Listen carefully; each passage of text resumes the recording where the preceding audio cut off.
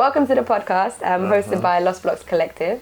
My name is Haj. I'm one of the members of the collective. Okay. And we've been interviewing young people and local figures within the community in Broadwater Farm and in Tottenham. So yeah, I'm here today to interview you. Your name is? My name's Rockford. Yeah. And you're with the Rockstone Cycling Hub in Lordship Rec. We are, well, we're with the Rockstone Foundation, which the Rockstone Cycling Hub is a part of that foundation. Okay, okay. And how long have you been here?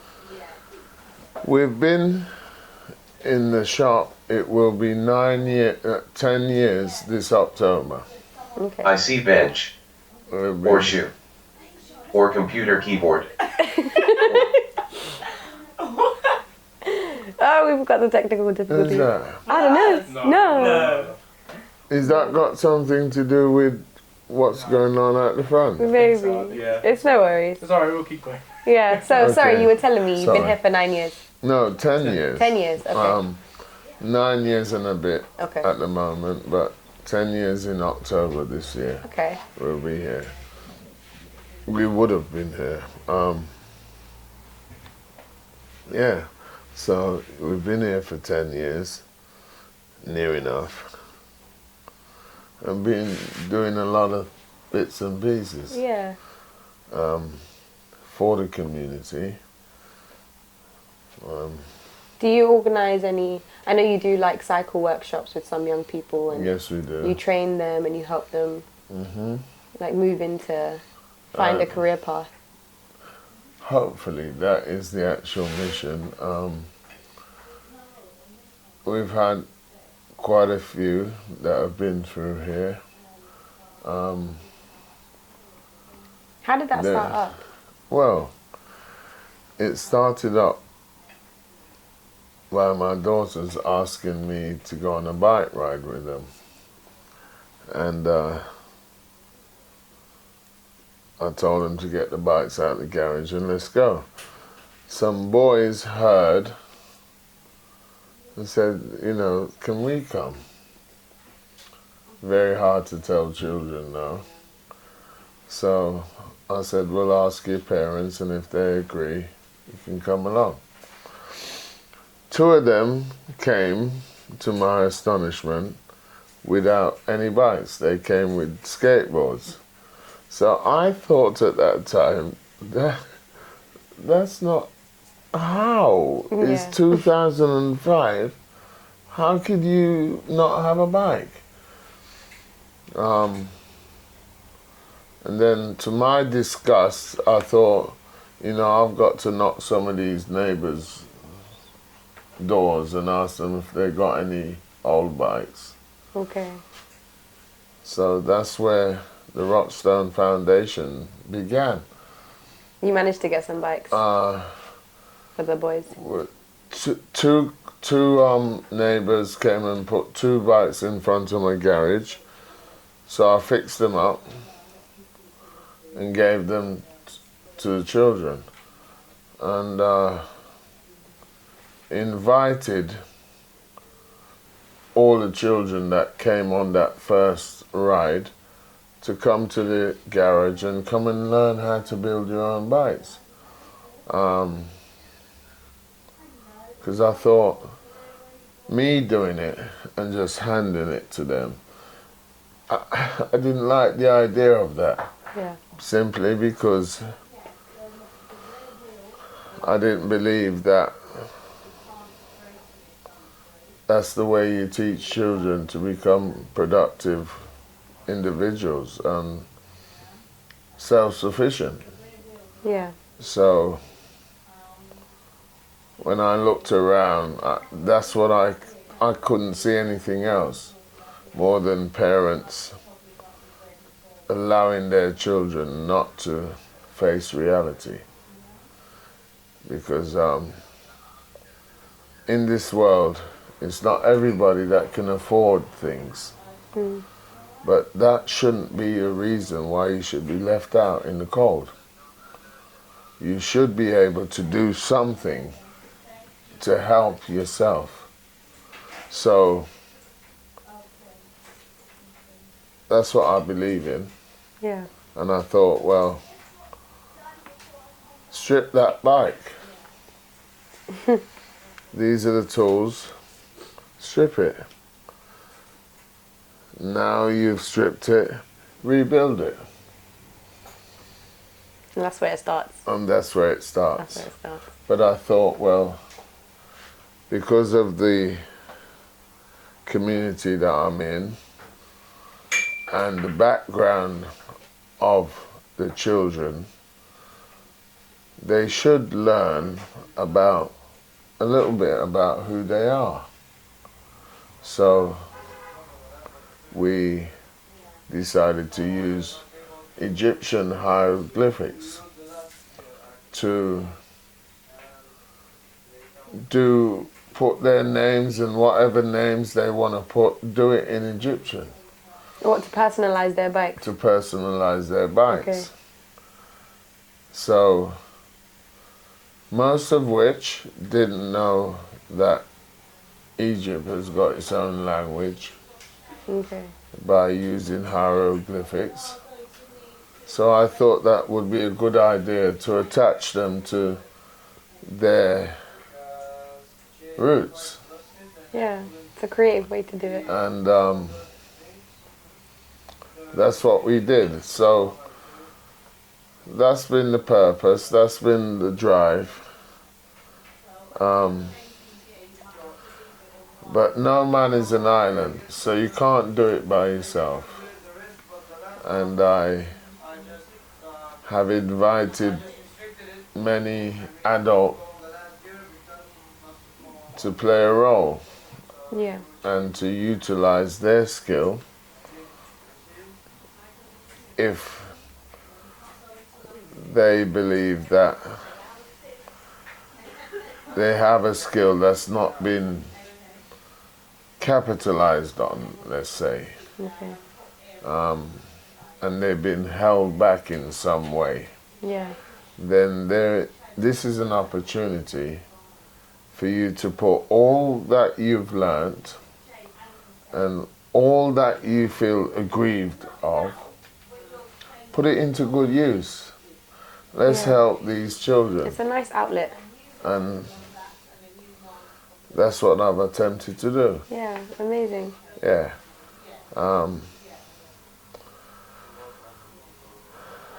The part that sometimes frustrates me is I really didn't know the depth of the mental disfigurement, let's say, of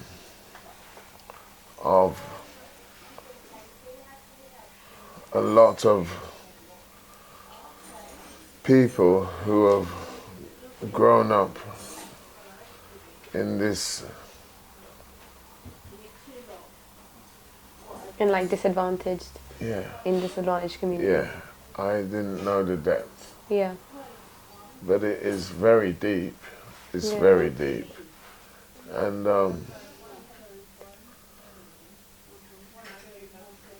in some formats, so destructive and detrimental to not only one generation, but for those that follow. Yeah. Because if that's what you're giving out, then young people, they always look up and they think, oh, that's how you do that, that's how you do this. So there's not enough good examples or safe paths. I don't think so. I don't think so. Yeah. And But I think you're definitely contributing into creating, and have been well, contributing into creating we're trying. an out, maybe. We're trying. We get overwhelmed Yeah. because if that guy over there has been given half a kilo of cocaine, he has to get rid of it. Okay. Now, if you're learning things here, no one here is getting paid to teach you. Your parents is not offering to donate to what we do. So,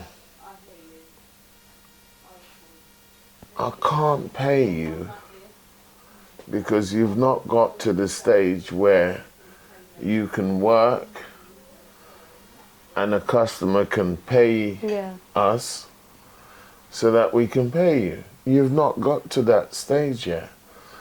So, there are places where, there are times when you feel, because you're a child growing, and you want some trainers, and you want some things, and we can't pay you. But you feel to yourself, I know somebody on my road, he's driving the newest car, he seems to have nice girlfriends, he seems to have the newest trainers, and he's offered me £50 to take that plastic bag from A to B. Yeah. How then can you compete? You can't compete. They start looking at you as a fool. That's when you need funding and you need support. That's when you need funding, that's when you need support. But then,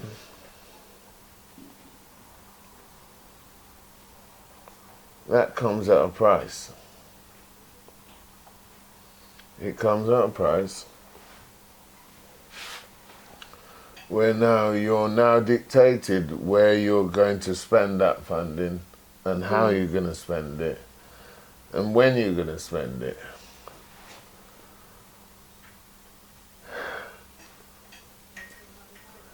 I might have to spend it over there on the right hand side, but the youths that I work with might not be able to go on the right hand side. They might want to turn left. So I try to leave it open, not connected to anything.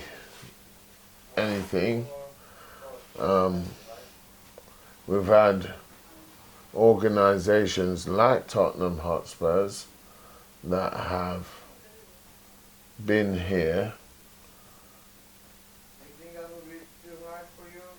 and asked us on 3 separate occasions over the years to become their partners. Now, I don't necessarily believe that it would remain that way, simply because we're nothing. We're nothing. No, you're not nothing. And you're just small. We're very small. In comparison to probably Tottenham Hotspur. Yes. So you're not nothing. We're very small, so I wondered to myself, what is it that you want? Because I know that we may fit certain criterias, but then if you have the access that you do to the financial backing, perhaps then you would morph our situation, and perhaps then you would become the persons who have made these things possible. When in actual fact, it's not you who's getting 3 o'clock a morning calls. Right. You know, calls like, unks, I've done something. I don't know what to do. I don't know if Tottenham Hotspurs and people like Tottenham Hotspurs gets those calls, because I don't know of their availability at that time of morning when you're with your family. So those are the things that you invest, and even your family may not understand, because they're thinking you're being taken away from them and things like that. So it's ups and downs and things that the only way out of it is to get the young people to understand that you may not be academic, but you can do things, miraculous things, with your mind and with your fingers. You can do great things and achieve so much. And I'm a believer in that, because that was my pathway. That's what I did. And in my time going to school, no one wanted to hear that I was academically astute.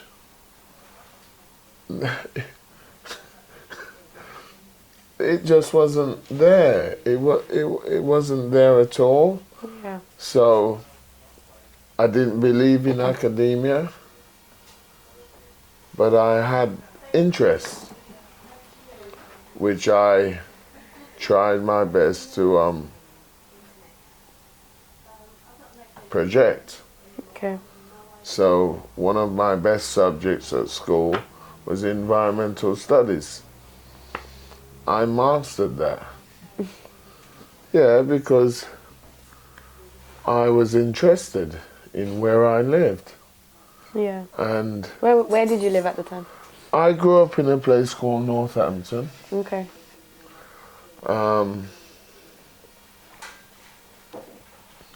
Born in London, went to Northampton, grew up there until I was 13, sorry, and then came back to London. And lived in Harlesden. Well, my mother moved to Kingsbury, but for me, it was too posh. Okay. It was too posh, and I didn't want to have anything to do with it. Yeah. But being young, I had to. And so my stomping grounds was Harlesden, Labatt Grove. That's where I was seated. So I saw things which was, it took a lot of time to work it all out. Okay. To work it all out, because I'm always thinking of advanced situations. And my first business was washing cars. Okay. How old were you when you did that? I was 10 Okay. when I started that. Before that, I used to fix bikes. I Okay. used to fix... Before 10? Yeah. Wow. From 7, I was doing that. Because that's when my dad taught me how to Okay. fix my own puncture, which I thought at that time was it was miraculous for me. Yeah. Because, It is for me now. yeah, it's freedom of a kind that clicks in, and you only realize when you're there. But being able to fix my own puncture was massive. Because going out with friends and things like that, and you get a puncture and they're saying, come on, it's always you, and things like that. Now you're able to fix your own puncture and Yeah. carry on. Yeah. It's quite beautiful. It's marvelous. So why wouldn't you want your child to be able to do the same thing? Why? Yeah. Oh no, it's all right, I'll go and buy. No! No. No, you can do it yourself. You can do it yourself. So Yeah. that it passes on, Yeah. and then you wonder why your own child can't do nothing. Because you've not taught them. Yeah. You've signed up to a system which can afford. But if you're from a particular background, you can't afford. Yeah. So what are you going to do? Bring your child up so that they know they can't afford, so they go and steal it instead. Because they're going to have it. Because you brought them up like that. I think these things are self-explanatory. I really do. And if you sign up and you're not from that background, then you're leading yourself, and not only yourself, but you're leading your children into a quagmire, I believe. You are. Yeah, you need to invest and teach. Yeah. It's really important. Yeah. Not buy them mobile phones at 5 years old. It's not necessary. What business transaction are they taking place at 5? Where they're now going to pay for that phone? It's true. Yeah, it's true. They're not doing business. They need to be children. Yeah. And they need to touch, they need to see, they need to feel. And those things are imperative to anyone's development. Yeah. And cultures around the world, they have put that in place. They've put it in place. Yeah. And we think that the culture that we have developed here is the best one. I don't believe so. We had a meeting last year where people from around the world came to Scotland, and they're talking about the environment in which we live in. Well, our culture that we hold so dearly is the one that smashes up most things. All these things that we believe in, look at what it does. They're harmful to the environment. They're very harmful to the environment. And we support it. We support it. And you can, from A to B, from A to B, or from A to Z, whatever subject you wish to discuss, if you're following the status quo, then you're not doing well for the environment of this world that we've been given. Yeah. It belongs to us all of us. Whatever amount of years you've been living in this world, you should be thankful for it and not want to see the demise of it. Yeah. So you really promote like sustainability then? I believe in it. Yeah. And that's what you're teaching the young people? I believe in it. I believe in it. Yeah. I can see it. I can definitely see it. I believe in it. Because if we don't, yeah, I think it's self-explanatory. Yeah, really. Of course. No, yeah. Really. If we don't use the things that we've been given to use for good, yeah, then we're in trouble. We're in trouble. No. So do you do any work with like young people from Broadwater Farm or specifically that estate? Because I remember when I spoke to you before, you'd mentioned there was a point well, you grew up in Harlesden, right? So there was a point where Harlesden met Broadwater Farm. Yeah. Yeah. Can you tell me a bit about that? Well,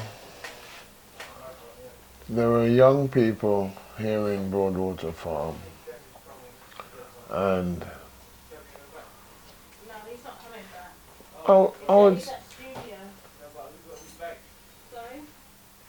I would say at least half a dozen of them I've ridden from here in Tottenham to Stonebridge in Harlesden. You've ridden them, so Yeah. like as in gonna cycle? Yeah, we've cycled. Okay. And they've met each other and things like that. And I'm the one that has to go through all the political bits and pieces where, you know, when it gets a little bit funny amongst the young people, I'm the one that's a sellout. I'm the one that's, you know, I'm the key to it all. But then the nice part of it is when they race. So what, the race between you from Harlesden and you from Broadwater Farm, they race each other? Yeah, yeah. Okay. On bikes. So which is a good point for me.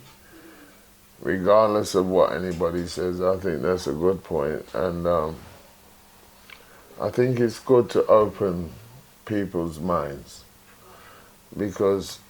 What do you mean by that, open people's minds? You're born in London, you've never ever been anywhere else, but you've never been over there. You've really only been in your neighborhood, and you think all kinds of things, but you don't know because you've never been over there to see. So I think when you travel, and you actually experience, I think your mind opens up. Yeah. And perhaps you might look at that now. You might look over there for a moment, and perhaps you might have a different perspective. And have a different perspective of life. Because it's not now only about where you live. Yeah. And what we preach is, you're a Londoner. You didn't grow up in Birmingham. You grew up in London. So any part of London that you wish to be, you're supposed to be able to go there. Any part. It doesn't matter where. Yeah. You're supposed to be able to go there. And I strongly believe in that. And I can't stop, because perhaps that's what got me into a lot of problems in the first place with police, or, you know, people who a lack of certain amount of understanding. Because I have been places in the past where it wasn't that I came from West London, it was the fact that I was black. And I'm not supposed to go over there because, you know, we run around here, or whatever the case may be. But I have experienced all that kind of behavior, but I still believe that when people understand things, I think they start to realize that we're all humans. And that is so important. That is so important. I've learned that within myself. I've learned that. At one stage in my life, I hated white people.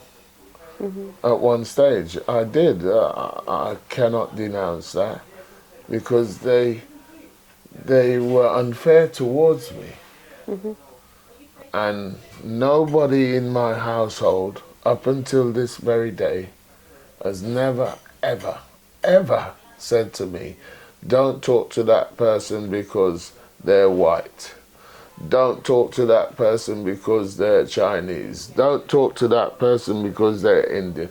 It's never happened. It's never, ever happened.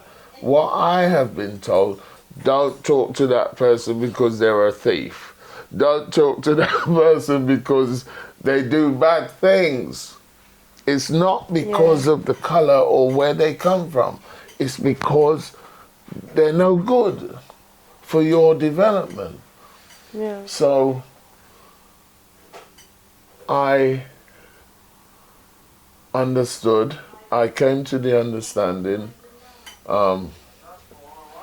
because I mixed with every nation. And I had friends, still do, that are white and they're English. But I understand them, and they understand me.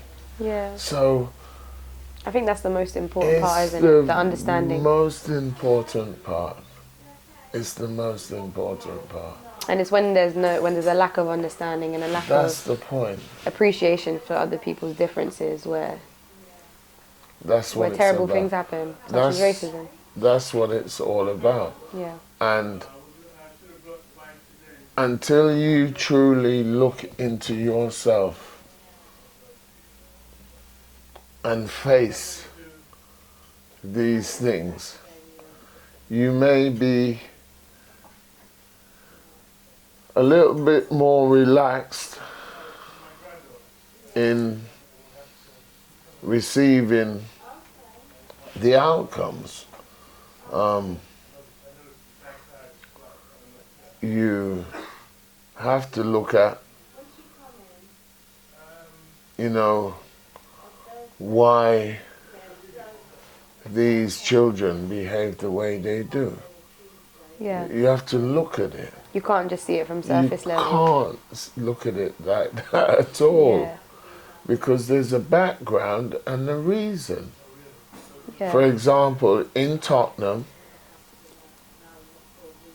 when all the factories around Tottenham, when all of these factories closed down and relocated, a lot of the Afro-Caribbean men when they came to England, they were not given academic jobs. They were given jobs such as working in factories. Their wives may have fared a little bit different simply because they went into the NHS. So unless you do something completely outrageous, you're not going to lose your job in the NHS. So the fathers who have now lost their jobs, what do? Because the government, whether it be Conservative, whether it be Labour, because Labour's been in control of Tottenham for 60 years. So how, if you're the saviour, how is it looking the way it's looking? Because when you're not bloody well bringing in a wage packet, and your wife is the only one that is bringing in anything, she's going to get fed up. And you, as a son, you're going to hear your mum slating your father about how he's not doing this and he's not doing that. The man gets depressed. He gets depressed. And what are the things that you do when you get depressed? You start to believe in dreams. So you go to the bookies and you got 20 quid, but you're going to put 10 of it onto this horse because it's going to win and it's going to bring you a certain amount of money and you're going to be able to do what you want to do for your children and for your family. So you start having this belief where every day you're going into this bookmakers thinking that it's going to deliver you a dream. But the true reality is the bookmakers is a business. And there is no business on earth that I know about that has been invested and set up to lose money. No. It's not going to happen. There's no business then? No. So you can't win. You may think you win, but you can't win. Yeah, or you might win initially, but ultimately you lose. You're going to win £500, but you've already put in 2,000 over years, because you put £1 here and you put £1 there. It all calculates to £2,000. But you win 500 today, and you tell the world, I'm a winner. Yeah. But you're down £1,500. And because all these things you've really not been taught. Economics. Yeah. No, you're not being taught economics. You've been told to work hard. And any job that you can get, as long as you've got a job, just get it. That's what you're told. You've not been taught that you should establish something where people can gravitate towards and make your life easier and make their life easier. You've not been told, you've not been taught none of that stuff. So you only know to work hard and to have a dream. Yeah. And a dream, to me, is a fantasy. And you gotta stop having these dreams and deal with reality.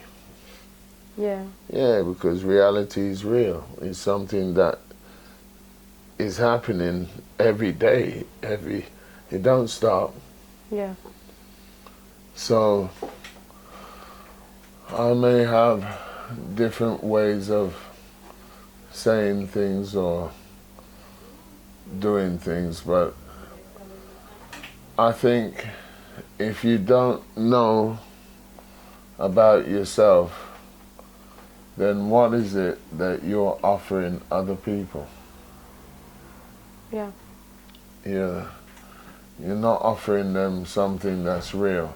So you've got to know about yourself. It's imperative that you know about who you are. And who you are, you may be one individual, but it's not about you. You may be one individual, but it's not about you at all. And you've got to be wholesome so that you can offer that wholesome human being around the world. Yeah. Around the world. So that all nations can at least meet somebody who they can say, you know, I met that man and he happened to be a black man, but he came from this place in Africa, and that man is a decent man, a decent human being, because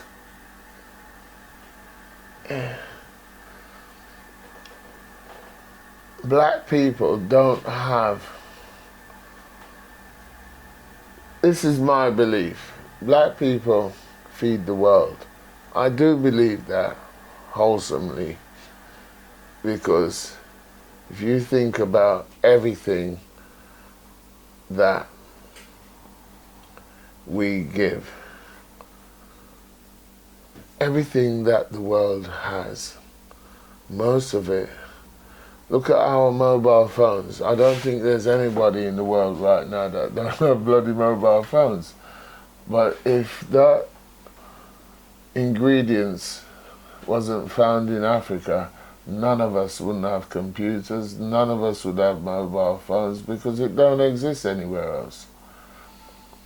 You have a certain portion of it in Russia, but that amount that Russia has, it cannot even make enough for Russia. Russia is the largest country in the world. It can't even make enough for Russia. But the amount that Africa has around the world, it has it. But the place where it comes from, the people live like, oh God, you know, these are the things that our children should be seeing. The people who live where that substance comes from, they have nothing. They have nothing. So now, where do you go from there? Because how is that possible? How is that possible? Somebody had to have made that feasible for that to be happening. Yeah. Someone, somewhere. And that's why they talk about Christianity and talk about, I don't care what religion. I don't think any of us are living the way that we're supposed to. Because in 2022, there should not be one child on this earth, going to bed without a clean glass of water. Yeah. How? Yeah. A clean glass of water. And you're paying that guy over the road £300,000 to kick a ball. Yeah. Yeah, it's crazy. It's not. It's crazy. It's, I don't know how we're living with ourselves. I really don't, you know. That's a, yeah. It's No. it's quite a complicated, I mean, I definitely don't even have a minute of an answer for could be a solution to that, but it's definitely... There's only one solution. There's only one answer. There's only one answer. Think about your next door neighbor. Yeah. That's it. Yeah. Okay. What is your connection to Broadwater Farm, and when did you really... Okay, the first time really I get came involved? here, I was invited here. Was invited here 1981, you said? 1981 by Dolly Kiffin. And the Broadwater Youth Association. Youth Association. So you would have done a lot of work with Classford, for example. Well, not done a lot of work with him, but acknowledged who he was. He acknowledged who I was, because I was running a construction company that was interacted or with the HPCC, which is the Harlesden People's Community Council, which evolved in 1980 and developed into a youth and community centre, one of the largest in Britain. Well supported by the Conservative government at the time, who was Maggie Thatcher.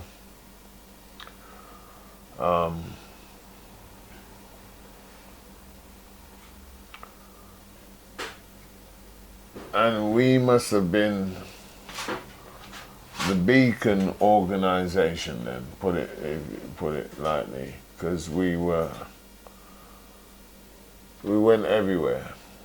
So we went to Mosside, went to Bristol, Liverpool, everywhere. We went everywhere. And it was to the fact that that was all part of it, because if we could buy a bus garage and develop what we were developing, it was then hopeful that we could encourage other groups around England to do similar things. So I suppose we were used in that way for the betterment of everybody.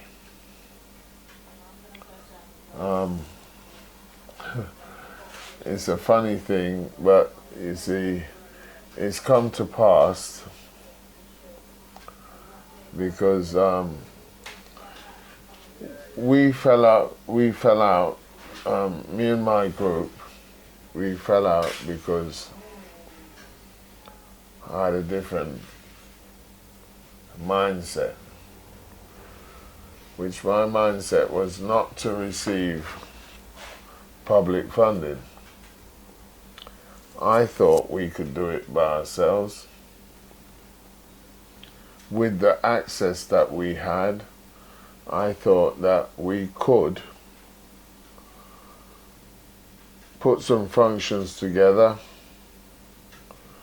earn money, and then having access to Maggie Thatcher the way we did, go to her and say, Maggie, look, we want to borrow this amount of money.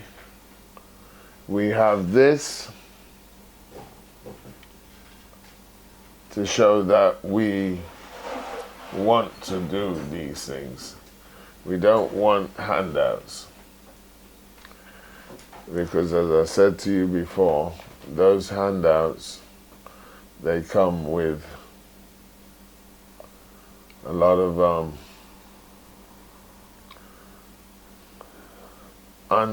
unforeseen Terms and conditions. Terms and conditions, right, that are not necessarily advantageous for your community, taking into consideration the situation that you're in. I don't think there's growth in it. I think you'll sit down for the next 50 years expecting to get these handouts. And then when there's a highway to be built, they tell you, I'm sorry, but I can't give you this amount of money this year because I know you're doing this and you're doing very well, but we've got a motorway to build and it's going to cost this, that, billions, and unfortunately we can only give you, instead of 20,000 that we usually give you, we can only give you 2. So then when you've promised how many children, what do you say to those children now when you don't have the money to fulfill the promises that you've given to them? You're in a situation, but it's not the local government that's going to take any of that slack. It's you. Yeah. And you see... And that's quite like a similar experience that they experienced That's... in Broadwater Farm, where there was little support from like external funding, yeah. And that's... Like the youth association, a lot of the things that they did it themselves. And they did their own fundraising and orchestrating of things. So what did you do exactly with the youth association? What happened was, to be blunt and plain and straightforward, we fell out. Oh no. Yeah, we fell out. There was a young man who used to work for me. His name was Leonard Johnson. And he's somebody that at the time I used to have to speak harshly to him, to not talk about God in the way that he was speaking about God. And what happened was, I was running the construction company, or at least attempting to run a construction company, because I was the only one there that knew anything about building. And whilst the time I was doing that, I came across certain contracts which I could ill afford to set them up and sort them out. I couldn't pay the workers or anything like that because I didn't have the money. So I'd asked Leonard to become one of our directors. So I said to him that there's been a certain amount of money given to the project,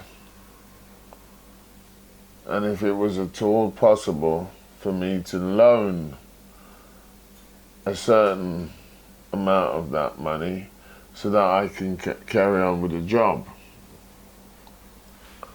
They explained that the money that I wanted to borrow was the money that they were going to take to pay for their fare to go to America, to go to the Watts.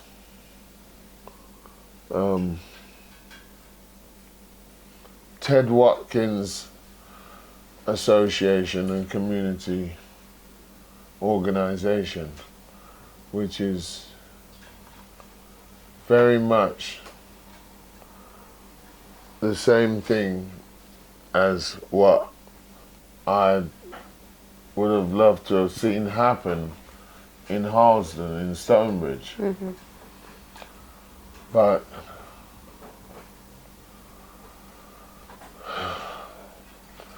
I had become a Rasta, so I had locks and I had certain beliefs, and these guys were, let's say, they were known as Sticksmen, what we used to call back then Sticksmen. Who was this, sorry? This is Leonard and a lot of the individuals that were around him at the time. Okay. I was actually the only Rasta amongst the whole group. Okay. And they were guys that were equally lack of certain knowledge,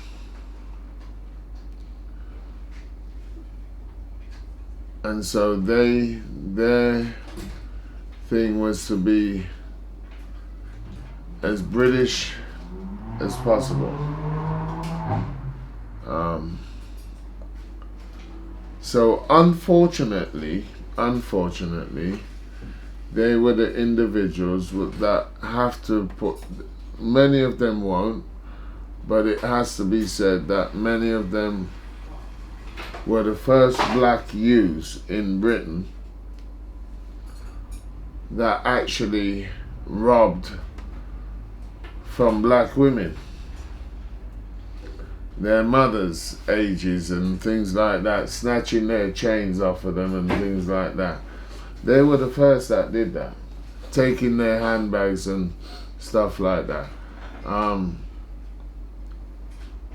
because they had to have the latest shoes, and they had to have the latest jackets, and they had to have the latest trousers, and whatever was the latest, they had to have it. And so yeah, it was the first people within the black community that had christenings where you invited sound systems to your christenings, because culturally that's a no-no. Right. Yeah, culturally that's not what we did. The householders would have their own music. Family and friends would be invited, and you would see people's grandmothers and people's aunties, they would be present. Yeah. But what began to happen was you would hear the sound man say, Rocky and LB will be having a christening this week, and you'd hear it all over the pirate radios all across London. So I'm christening my child, and everybody comes. Everybody is there. So many children who are now 40 odd, 50 perhaps, that was their... Had their christening. That was their beginning. Okay. Well, they definitely established community.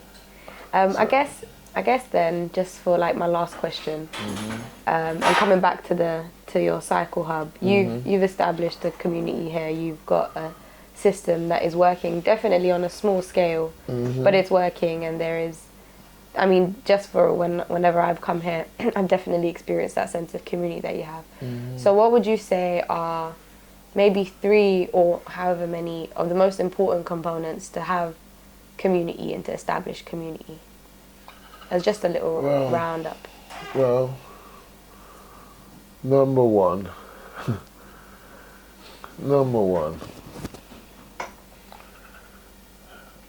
it may sound ridiculous or whatever,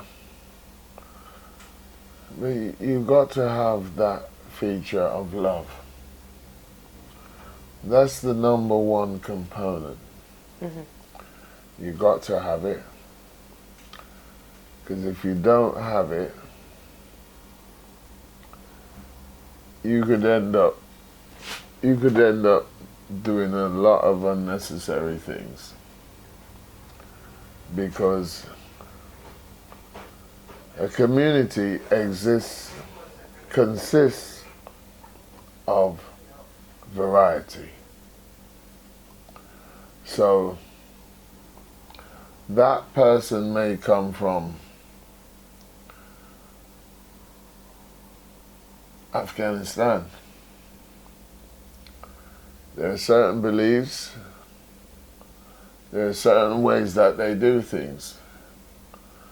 You may not know those things, and what you do, it may disrespect what they think or what they know. So the love part is when you find out about that person from Afghanistan. Yeah. So you're able to, instead of depleting his beliefs, you appreciate them. You appreciate them. You appreciate them. Yeah, I think So that's really important too. That's the first thing that you have to have. And then do as you would like done for yourself. So this is the golden rule. If you don't want to be disregarded or disrespected, then you can't disrespect and disregard people. Something that I learned very early on in life is that customers are always right. Whether they're wrong or not, if you have a business, that customer has to be first. There's no if, buts, or maybes. So if you're not putting your customer first, then you haven't got a business. It's very simple and straightforward. So in translation, if you don't put your neighbours first, then you don't have a community. You don't have a community. There is no such thing. And I would like to say, and it may not be suited for everybody's ears, but I would like to say there isn't a black community. No, there isn't one. Because a community is when you hold each other's hands. When you see that person falling down, you're there to pick them up. You're there to share with each other everything. That's a community. And there isn't one. You feel like there is? No, I don't feel like. He'd rather rob you and murder you and kill you. Yeah. Well, that's a shame. It's a shame that it's become like that within. I'm the first generation to be born here. The first. So, I've seen it in its entirety. I've seen it. I'm growing up in war-torn Britain, where we're finding bombs that have not been exploded, having to call people and you hear that they've come and removed that, you know, but that could have exploded whilst you were playing. Those are the times that I was born and grew up here in England. So I've seen a lot of things. And you've probably been isolated from a lot of your cultural history as well. Well, which is probably why you maybe have not experienced a community in the way that you're describing it. No. When I was growing up, every single one of my cousins, I've slept in the same bed as them. Every one of them. Okay. I've slept in the same bed. We've gone to the same seasides together. We've gone in. So I know them all because our parents used to make sure that we lived together. Even if it's not this month, it would be next month. You're going to go all the way to Huddersfield. If you've got an auntie that lives up there, you're up there. Yeah, you're gone up there. You've been taken as a child. And you've got to sleep in the bed together. There's nothing about no sexual... It's nothing like that. Yeah, it's just a matter of space. It's a matter of space. And you sleep with one another and you grow to love one another because you're always together. So that's why I myself, who was not born and bred in Tottenham, feels like there shouldn't be anything wrong with me being in Tottenham. Yeah. Because that's how I grew up. Yeah. I didn't grow up in a different way. No. You know, so I think our community has now become a federation. It's not a community because I can look around me and depict communities. Asian communities, because regardless of whatever fights they have against each other, because there are family squabbles and one caste against another caste and a variety of different things, but they're together. They're together, and it's self-explanatory. So there is a Asian community here. There is a Turkish community here. There is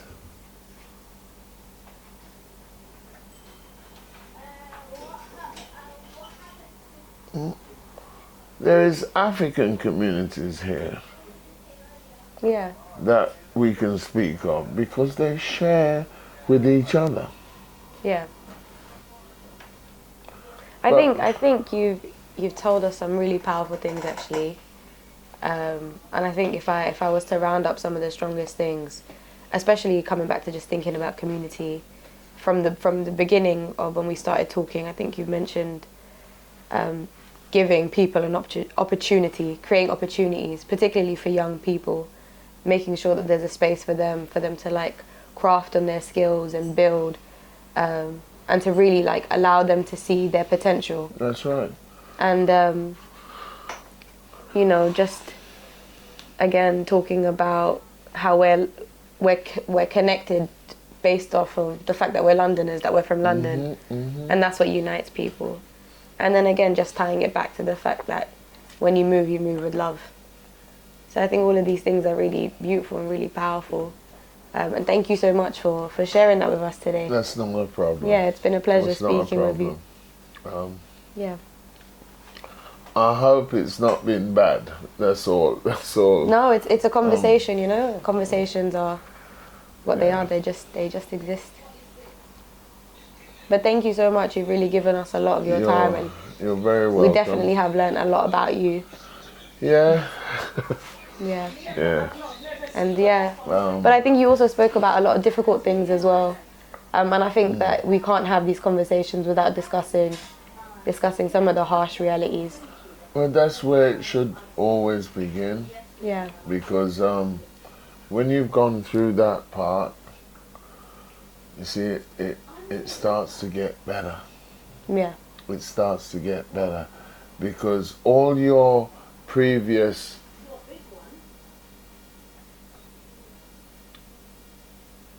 I forget the word, but all your previous prior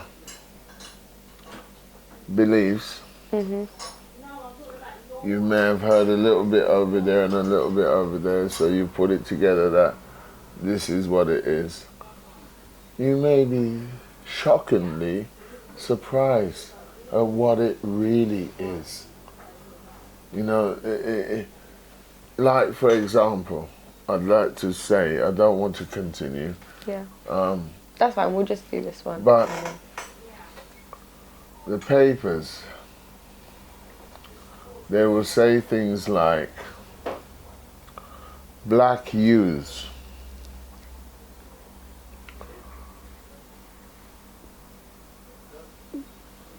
are would be the most, like, street crimes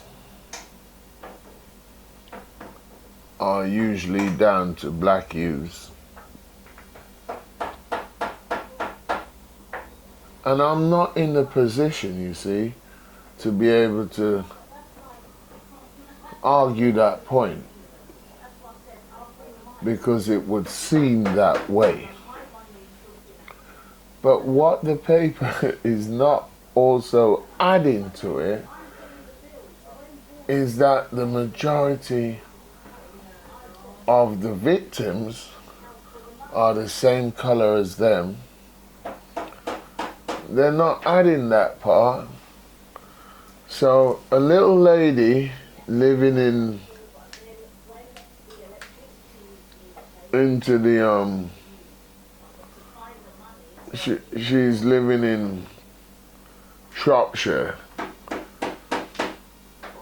in her little village, and she reads a little bit of that.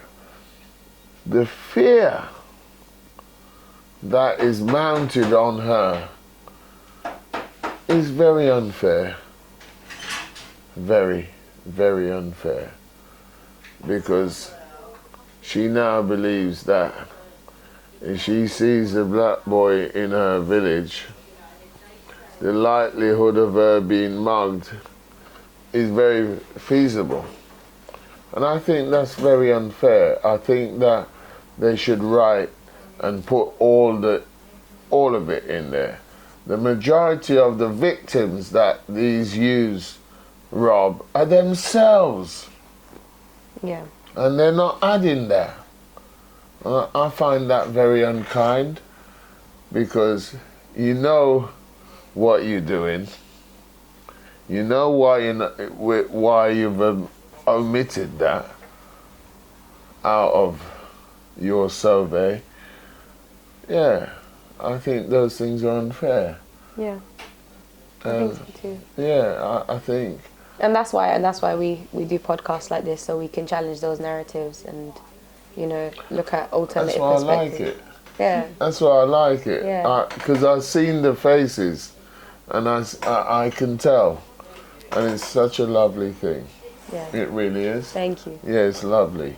Okay. Because you're coming together, and that's the overwhelming beauty that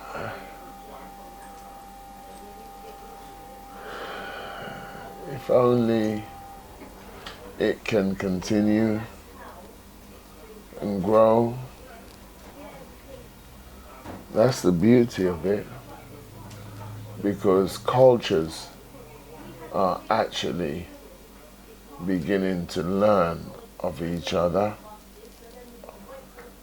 And that is so very important because we have so much to say amongst all of us. Where are you from, young man, if you don't mind me asking? Country or area? Country. Ghana, Morocco. Ghana, Morocco. Okay, okay. And yourself, young lady? Sri Lanka. Sri Lanka, okay. And yourself? I'm from Portugal. Portugal, okay. And yourself? I'm from Pakistan. Okay, lovely. And this young man here is Brazilian. No, Moroccan. Moroccan, okay. So, So we're quite diverse. quite diverse. And Yeah. that's lovely. Yeah. And you must all tell each other stories and be truthful with one another and learn about each other. Thank you.